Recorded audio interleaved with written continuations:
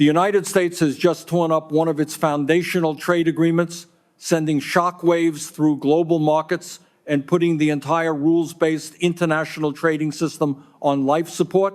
On December 19, 2025, Washington formally notified the World Trade Organization of its intention to withdraw from critical provisions of the Trade Facilitation Agreement, a move that experts are calling the most significant repudiation of multilateral trade norms since the organization's founding in 1995.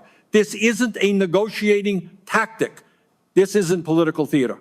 This is the United States declaring that the framework it spent 70 years building no longer serves its interests. What's happening behind this decision reveals a fundamental shift in how Washington views its role in the world, and the implications stretch far beyond trade policy.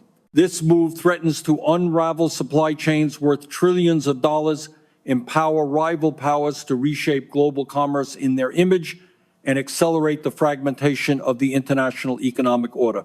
But to understand why this moment represents a point of no return, we need to understand how we got here. For more than 7 decades, the United States has been the architect and enforcer of the global trading system. After World War II, Washington established the General Agreement on Tariffs and Trade in 1947, creating the first multinational framework for reducing trade barriers. The goal was never just economic. It was strategic. By binding nations together through trade, the United States could prevent the kind of economic nationalism that had fueled the Second World War, while simultaneously creating markets for American goods and cementing dollar dominance. This was Pax Americana in action, using economic integration as a tool of geopolitical power. The system worked exactly as designed for decades. By the time the WTO was established in 1995, replacing the old GATT framework, the United States had locked in rules that favored its corporations, protected its intellectual property, and gave it veto power over disputes. The WTO became the ultimate expression of American economic hegemony, a supposedly neutral institution that just happened to enforce rules Washington had written. Countries that wanted access to global markets had no choice but to play by these rules. China joined in 2001, accepting conditions that no major power had ever accepted before. Russia spent 18 years negotiating its entry, finally joining in 2012. The message was clear. The American-led system was the only game in town. But the WTO was always more than just a trade body. It was a mechanism of control. Through its dispute settlement system, Washington could challenge policies it didn't like in other countries, forcing them to change domestic laws or face sanctions. Through its rules on subsidies and intellectual property, it protected American pharmaceutical companies, tech giants, and agricultural producers from foreign competition. Through its most favored nation principle, it prevented countries from forming alternative trading blocs that could challenge dollar dominance. Every aspect of the system was designed to maintain American primacy while creating the illusion of neutral, rules-based governance. For decades, this system seemed unshakable. American corporations profited enormously, supply chains stretched across continents, and developing countries were told that liberalization and WTO membership were the only paths to prosperity. But something changed. The 2008 financial crisis shattered faith in American economic management. China's rise created a manufacturing superpower that could operate within WTO rules while building state capacity that threatened American dominance. Developing countries began coordinating their positions, refusing to accept agreements that served only Western interests, and critically, the American public turned against the system their leaders had built. By 2016, opposition to multilateral trade agreements had become a winning political position in the United States. Both major political parties abandoned support for the Trans-Pacific Partnership. Populist movements on the left and right agreed on one thing: the trading system had failed American workers. What the establishment called free trade, millions of Americans experienced as factory closures, wage stagnation, and the hollowing out of industrial communities. The political coalition that had supported globalization for 7 decades collapsed. What followed was inevitable. The Trump administration launched the first major assault on the WTO system, imposing tariffs under national security provisions and blocking appointments to the dispute settlement body, effectively destroying its ability to function. The Biden administration, despite its multilateralist rhetoric, continued these policies and added new restrictions on technology exports to China. Both administrations represented the same underlying reality. Washington no longer believed the system it had created served American interests. But until now, no administration had been willing to formally withdraw from core WTO agreements. That calculation has just changed. The withdrawal notice submitted to the WTO is a technical document, but its implications are enormous. The United States is revoking its commitments under the Trade Facilitation Agreement, which standardizes customs procedures, reduces paperwork requirements, and speeds up the movement of goods across borders. This might sound bureaucratic and boring, but it's actually revolutionary. The TFA was the first major multilateral trade agreement concluded at the WTO since its founding, finalized in 2013 and entering into force in 2017. It was supposed to prove that the system could still deliver benefits in a multipolar world. American withdrawal destroys that narrative. What makes this move particularly significant is the justification Washington is using. The withdrawal notice cites national security concerns, claiming that standardized customs procedures reduce America's ability to screen imports for security threats and enforce sanctions effectively. This is the same logic used to justify steel and aluminum tariffs, export controls on semiconductors, and restrictions on Chinese technology companies. But applying it to the Trade Facilitation Agreement means that virtually any WTO commitment can now be revoked on national security grounds. If customs efficiency is a security threat, then everything is a security threat. The economic consequences are already materializing. Within hours of the withdrawal notice, shipping companies began adjusting their routing to avoid potential delays at American ports. Insurance premiums for trans-Pacific cargo spiked by 12%. Companies that rely on just-in-time manufacturing warned that increased customs inspections would force them to hold larger inventories, increasing costs that will be passed to consumers. The National Retail Federation estimated that implementation of enhanced screening procedures could add 15 to 25 days to delivery times for imports, effectively forcing companies to plan for pre-pandemic supply chain conditions. This is a massive hidden tax on American consumers and businesses, but the real impact goes beyond logistics.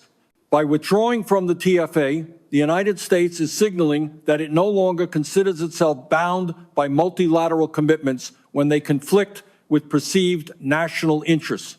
This is a fundamental rejection of the rules-based system that Washington spent 7 decades building and enforcing. Every other country is now watching and calculating if the United States can withdraw from agreements it doesn't like, citing national security as a blanket justification. Why can't they?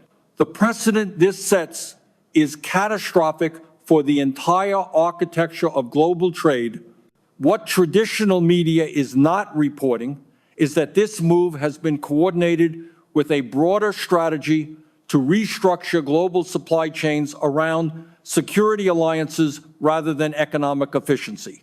Internal documents leaked from the Commerce Department reveal that the withdrawal from the TFA is part of a larger initiative called the Trusted Partners Framework, which would create preferential customs treatment for goods from allied countries while imposing enhanced scrutiny on imports from designated competitors. This is economic warfare dressed up as security policy. It divides the world into friend and foe, replacing the multilateral system with a hub and spoke model centered on Washington. The timing is also significant. This withdrawal comes as China has been increasing its influence within the WTO, proposing reforms to the dispute settlement system and positioning itself as a defender of multilateralism. By walking away first, the United States is trying to preempt Chinese leadership of the institution. But this strategy may backfire spectacularly. Rather than weakening the WTO, American withdrawal could transform it into a vehicle for Chinese influence, with Beijing stepping in to fill the leadership vacuum Washington is creating. Dozens of developing countries that depend on the multilateral system for protection against larger powers will now look to China as the defender of their interests. We're also seeing coordination between Washington and Brussels that suggests this is part of a broader Western strategy. The European Union has announced the review of its own TFA commitments, citing concerns about security screening capabilities. Japan has quietly indicated it may seek exceptions for certain product categories. What appears to be an American decision is actually a coordinated effort by traditional powers to rewrite the rules of global trade in their favor. The difference is that this time they're not doing it through multilateral negotiations. They're doing it through unilateral action, daring others to respond. The impact on developing countries will be devastating. Many nations spent years and millions of dollars implementing TFA commitments, upgrading customs systems and training personnel to meet the standards Washington demanded. They were promised that compliance would mean faster, cheaper access to American markets. That promise is now worthless. Countries from Vietnam to Bangladesh to Ethiopia that reoriented their trade infrastructure around TFA standards are discovering that the rules can be changed retroactively. The message to the developing world is clear. There is no such thing as a reliable commitment from the United States. This is where the story gets really interesting. Behind the scenes, alternative frameworks are already emerging. The Regional Comprehensive Economic Partnership, which includes China and 15 other Asia-Pacific nations, has provisions for customs facilitation that mirror the TFA. Unlike the WTO version, RCEP's mechanisms are enforceable through arbitration, not through a system controlled by Western powers. Brazil and India are in talks to create a South-South trade facilitation agreement that would standardize procedures among developing countries without requiring American approval. Russia and China have expanded their bilateral customs cooperation, creating a framework that could be extended to other Eurasian nations.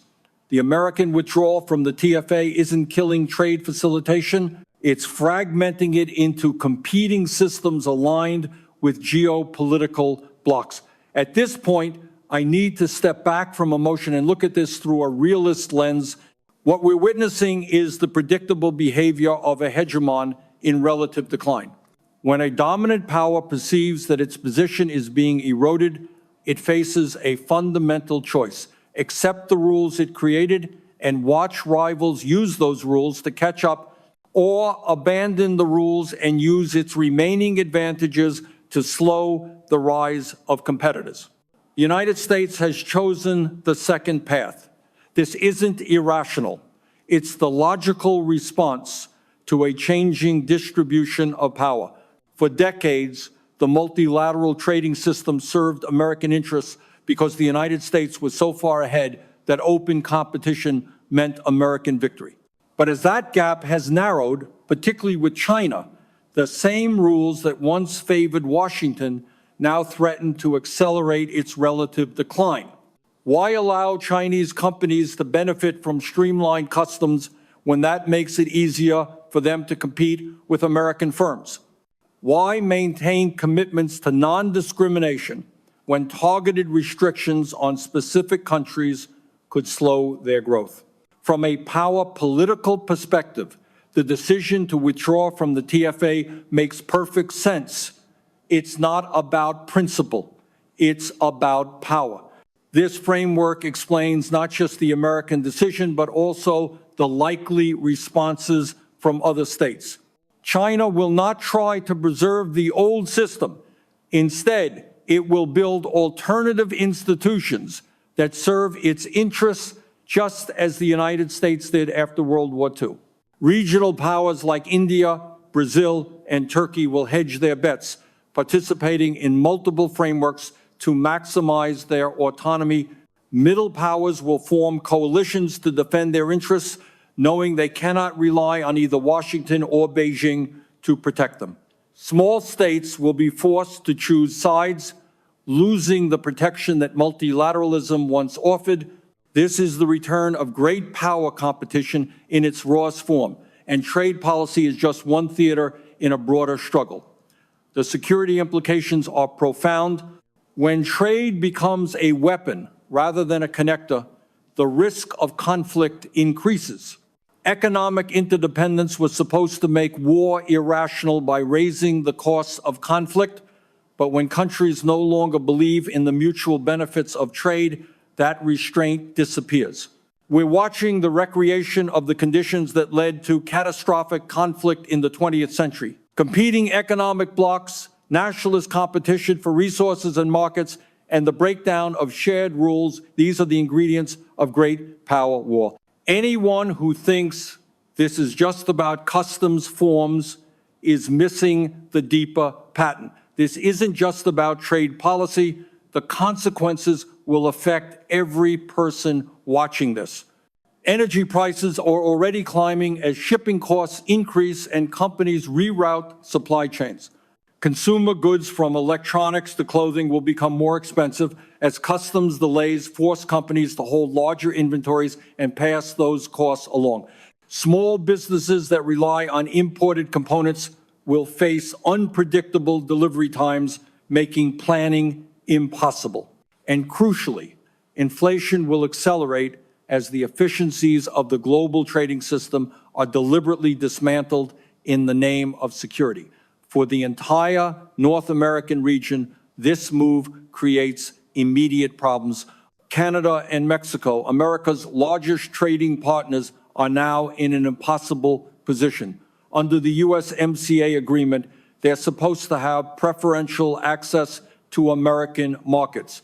But if the United States is implementing enhanced customs screening on national security grounds, will their goods be subject to the same delays as Chinese imports? If not, how will Washington justify discriminatory treatment to the WTO? If yes, then the USMCA is effectively dead. Either way, North American integration faces its greatest crisis since NAFTA was signed in 1994. The international financial system faces equally serious challenges. Trade finance depends on predictability. Banks lend against goods in transit based on established delivery times and procedures. If customs clearance becomes unpredictable, risk premiums increase and credit becomes more expensive. Letters of credit, which guarantee payment in international transactions, may require larger security deposits if delivery times become unreliable. This increases the cost of trade for everyone, but it hits developing countries hardest because they're already paying higher interest rates. The financial architecture of globalization is built on assumptions that no longer hold. In the next 5 to 10 years, we'll see the world economy fragment into distinct trading blocs. The American sphere will include the traditional allies, Canada, Western Europe, Japan, South Korea, Australia, but it will be a smaller, more exclusive club than the globalized system it's replacing. The Chinese sphere will include much of Asia, increasing portions of Africa and Latin America, and possibly Russia and Iran. There will be countries that try to play both sides, maintaining ties to both Washington and Beijing, but they'll face increasing pressure to choose. The era of universal multilateral institutions is ending. The era of competing spheres of influence is beginning. We'll also see the weaponization of every aspect of international economic relations. If trade agreements can be revoked on security grounds, so can investment treaties, visa arrangements, scientific cooperation, and educational exchanges. The firewall between economics and security that defined globalization is being torn down. Every economic relationship becomes a potential national security threat. Every foreign company becomes a potential espionage risk. Every imported product becomes a potential vector for malign influence. This paranoid logic will reshape how nations interact across every domain. The dollar's role as the global reserve currency will face new challenges. One of the dollar's great advantages has been its utility in international trade. But if American withdrawal from the TFA makes trading in dollars more complicated and uncertain, countries will accelerate their search for alternatives. We are already seeing increased use of bilateral currency swaps, expanded roles for the euro and yuan in trade settlement, and renewed discussion of regional payment systems that bypass SWIFT. American financial sanctions have already motivated this shift. Trade disruption will accelerate it. For ordinary Americans, the consequences will feel distant at first, but will compound over time. Prices will rise. Product availability will become less reliable. Supply chain disruptions that were supposed to be temporary pandemic effects will become permanent features of the economic landscape. Companies will onshore production, which sounds positive, but it means higher labor costs that get passed to consumers. The cheap consumer goods that subsidize stagnant wages for decades will become less cheap. Living standards will decline, and policymakers will blame everyone except the trade policies creating these outcomes. The United States has demonstrated that even the institutions it created are disposable when they no longer serve its perceived interests. This is a nation that once prided itself on being the defender of the rules-based international order, now openly admitting that rules apply only when convenient. What we're witnessing is not a temporary policy shift that will be reversed by the next administration, but a fundamental reorientation of American grand strategy away from multilateral integration and toward bilateral power politics. The bipartisan support for this approach, from progressive Democrats concerned about labor standards to conservative Republicans focused on China, means this trajectory will continue regardless of election results. As realist theory has long predicted, when the distribution of power in the international system shifts, the rules governing that system change as well. The multilateral trading order was not a natural state of affairs. It was a political construction that reflected American dominance. As that dominance erodes, the institutions built to express it either adapt or collapse. The World Trade Organization is collapsing. In its place, we'll see a more fragmented, more conflictual, more explicitly political trading system where power matters more than rules. This move marks the end of the post-Cold War illusion that economics could be separated from geopolitics. For 30 years, policymakers convinced themselves that global markets could function as neutral spaces governed by efficiency and comparative advantage rather than power and security. That illusion is dead. The United States is positioning itself not for a world of complex interdependence, but for a world of strategic competition where every economic relationship is ultimately a question of relative power. The unipolar moment is over, and America is hedging against the multipolar reality that's replacing it. The revocation of trade commitments is not the action of a confident superpower defending a successful system. It's the action of a declining hegemon trying to slow its rivals by changing rules it can no longer dominate. This strategy may buy time, but it cannot restore the primacy that is slipping away. What it will do is accelerate the very fragmentation it seeks to manage, pushing other nations to build the alternative institutions they need to survive in a world where American commitments are conditional. The tragedy is that the system being dismantled, for all its flaws, prevented the kind of economic nationalism that historically leads to catastrophic conflict. We're about to rediscover why that system was built in the first place.